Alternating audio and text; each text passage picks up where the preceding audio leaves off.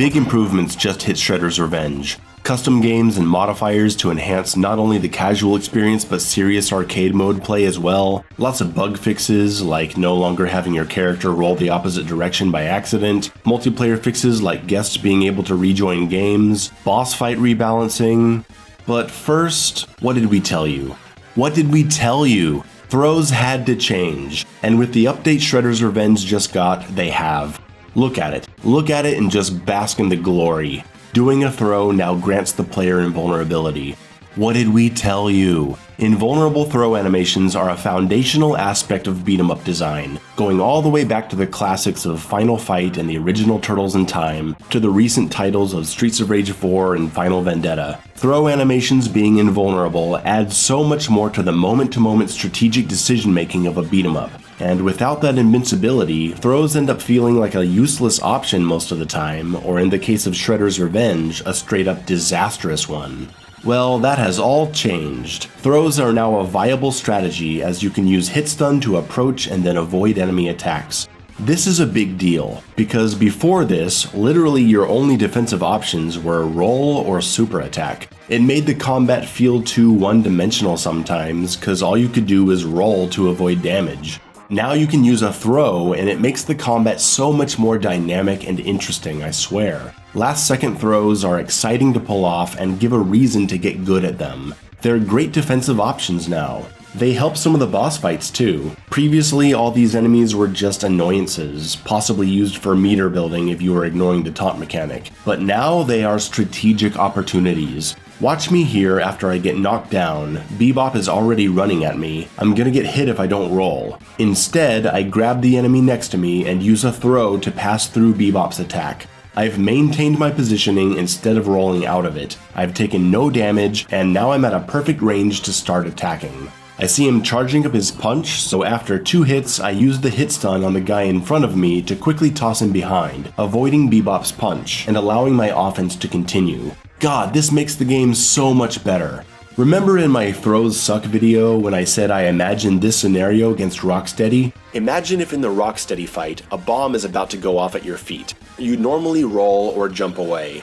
But what if you could grab a yellow foot soldier next to you and time a throw to pass through the explosion unharmed, avoiding damage and killing an enemy, maybe even being able to hit the other yellow guy or even the boss with his body to do some extra damage while evading the explosion. Instantly, we have a more dynamic boss fight. Well, guess what? Now that scenario is a reality. I don't have to roll away from bombs every time. I can use throw invincibility to avoid the damage and then start offense again from the same screen position if I want. It's great. But there's still more to talk about regarding throws, and it ties into the custom games option this update introduced. Arcade mode now has ways to customize the experience in exactly the ways we've been asking for. Sure, it has great casual player options like infinite continues, not losing your super bar after you get hit, and being able to hold 3 super bars in arcade mode. And that stuff is cool, I'm all for cheat codes, but they've also included the much desired option to eliminate the taunt mechanic. Now supers can only be charged through combat. No more pausing to charge a super before every room. No more running away from bosses to charge supers. You build super only through landing consecutive hits, and if you get hit, you lose the progress. There's incentive to style on enemies and extend juggles on dead enemies because it's your only way to charge super attacks. And since supers aren't free, you value them more, and they start becoming a precious resource that you hold on to for critical moments of defense or focusing down a dangerous threat. This option alone makes Shredder's Revenge a much better game, and you can see now that throw invincibility plays into this, with a higher emphasis on smart offense and fast defense to preserve your supercharge. Invincible throws become a vital part of your strategy, because the more complex and difficult the game is, the more important throws are going to be.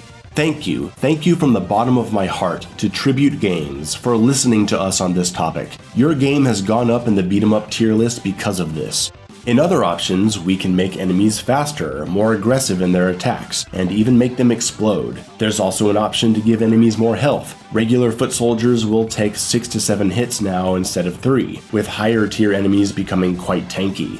This helps the combo system since there's actually a real benefit to learning your character's method of combo juggles now. Before, you just spam your 4-hit attack string and everything dies. Now, if I want an enemy to die, I gotta juggle him in the air for a bit. And the fact that enemies take more hits means they're dying slower, which means there's more of them on screen than usual. So throws become more important for crowd control. See what I mean? It all comes back to throws. Increased enemy health gives better roll definition to different throws because the triple slam toss won't kill regular enemies anymore. This means the fling toss is now the go-to option for insta-kills. You gotta choose now between a fast insta-kill or using the enemy for space control and a lot of invincibility frames, but they'll still be alive after it, unless they've already taken good damage. There's a tactical choice here now, where before there was none.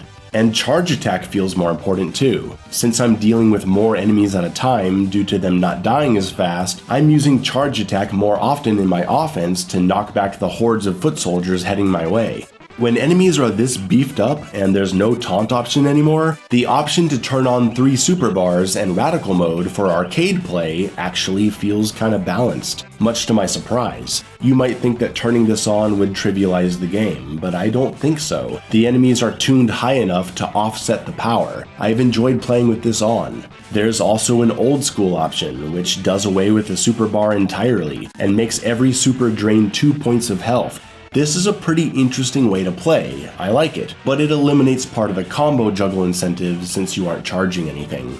This game is much better now. I'm totally cool with the game-changing options being just that, options, because this is primarily a casual celebration of Ninja Turtles. But there is a hardcore beat-em-up scene out there. Tribute Games knows this, or else they wouldn't have included an arcade mode in the first place. And it's wonderful to see them taking serious feedback and making positive changes. But they did actually make a change that makes the game less casual overall, and that's the change that makes the taunt only charge 1 bar of super. This isn't a custom game option, this is a universal change across all difficulties, story mode and arcade. You can't charge up 3 supers and get radical mode by doing taunts. You earn all that through combat, and that's great. Casual players can get their 1 free super, but if they want more, they gotta work for it. That might get some casual players interested in the deeper levels of combat offered, and that's how we get people into the beat-em-up genre overall. I'm sure some people are upset that they can't just charge up 3 supers in radical mode before every single room, but honestly, I'm just not concerned about them. This is a positive change overall that will encourage better play. You already get your 1 free super with a taunt, that should be enough. Aside from the important gameplay changes, fixes, and the enhanced experience through custom games, several boss fights have also been adjusted. The Rat King now does his Pied Piper move less frequently, though when I played it, it kind of felt the same, but something about it definitely felt easier. I don't know if it's the speed of the rats or the single rat attack behavior or what, but it's a much less annoying fight now, at least it was in my experience. Dirtbag's holes in the ground now have a smaller hitbox, so you won't be falling in constantly when it looks like you're safe. This change also applies to the manholes in the street. It's actually quite forgiving.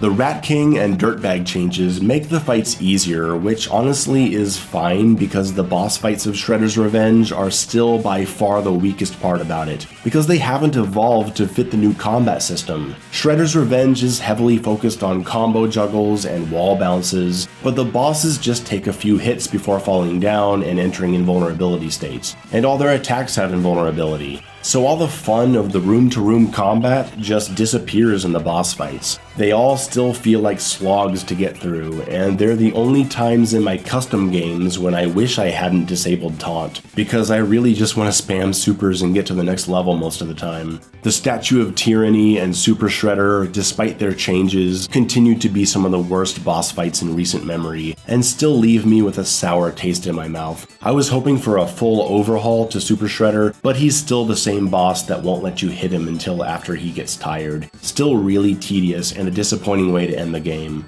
Chrome Dome is better now because of the new throw invincibility, but they didn't rebalance him to compensate for it. He should require multiple fling tosses per round, but it's only 1 and it ends up trivializing the fight. Aside from all that, I'm still getting the same input issues as I have since launch. Sometimes the upwards air attack just doesn't come out while I'm attacking, sometimes it does. It still feels random. Sometimes I can grab someone and hold a direction and press attack to throw. Other times I just stand there doing nothing, and I have to lift up my thumb and then press the direction and attack simultaneously to get any kind of response. Still incredibly frustrating in a game where it's easy to accidentally grab someone, and doubly frustrating now that throws are actually a viable option that I'm actively going for. There's still a lot of issues when I play online. Characters teleporting randomly, even bosses teleporting. I see it happening even when I'm hosting the game. When the update came out, I played on stream, and when I died, it caused the whole game to die with me. I tend to judge this game based on local co-op, but if you're playing online, there's still issues to be found. There continues to be an overwhelming amount of visual noise when you have more than 2 or 3 players, making the game quite unenjoyable, so I just stick to 2-player. So yeah, not perfect, far from perfect, but I'll be damned if they didn't improve the moment-to-moment combat with this update. Good job, Tribute Games, good job. You really do seem to care about the condition of your game. I may not agree with all your decisions, but you've made some real positive changes with this update. It's nice to see you trying, unlike another developer I could mention.